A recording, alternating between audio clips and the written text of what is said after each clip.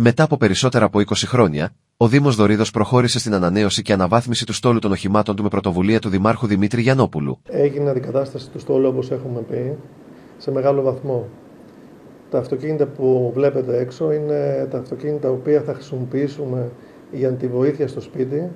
Είναι αυτοκίνητα τα οποία αντικαθιστούμε μετά από περίπου πάνω από 20 χρόνια, νέας τεχνολογίας, πιο οικονομικά και πιο ασφαλέστερα και πιο φιλικά στο περιβάλλον. 3 νέα οχήματα παραδόθηκαν για τις ανάγκες των Δημοτικών Ενωτήτων Ευπαλίου, Τολοφόνος και Λιδωρικίου και θα αξιοποιηθούν για τις ανάγκες του προγράμματος Βοήθεια στο σπίτι. Τα 3 αυτοκίνητα θα μοιράσουμε σε 3 δημοτικές ενότητες, στη Δημοτική Ενότητα Ευπαλίου, στη Δημοτική Ενότητα Τολοφόνος και στη Δημοτική Ενότητα Λιδωρικίου. Παράλληλα, ο Δήμος προμηθεύτηκε ακόμη ένα όχημα για την κάλυψη των υπηρεσιακών αναγκών του Δημάρχου, αντικαθιστώντας το υφιστάμενο όχημα. Το άλλο αυτοκίνητο που βλέπετε είναι το αυτοκίνητο το οποίο χρησιμοποιώ.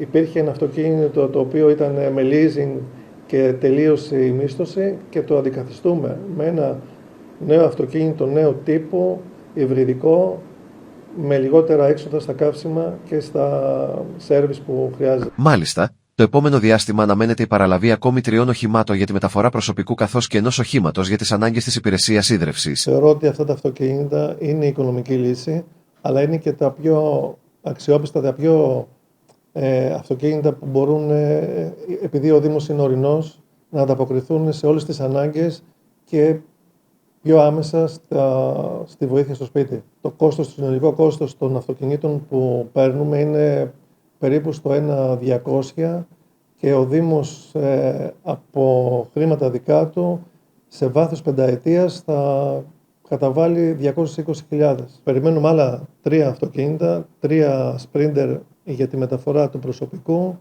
και ένα κλειστό αυτοκίνητο για την εξυπηρέτηση του τμήματος ίδρυψης. Αυτά τα αναμένουμε το επόμενο διάστημα, τα οποία και θα παραλάβουμε εδώ στο Δήμο. Θα μοιραστούν στις δημοτικές ενότητες, ανάλογα με τις ανάγκες και στις υπόλοιπες δημοτικές ενότητες, και οι 3 δημοτικές ενότητες θα έχουν αυτοκίνητα τύπου Sprinter για τη μεταφορά του προσωπικού.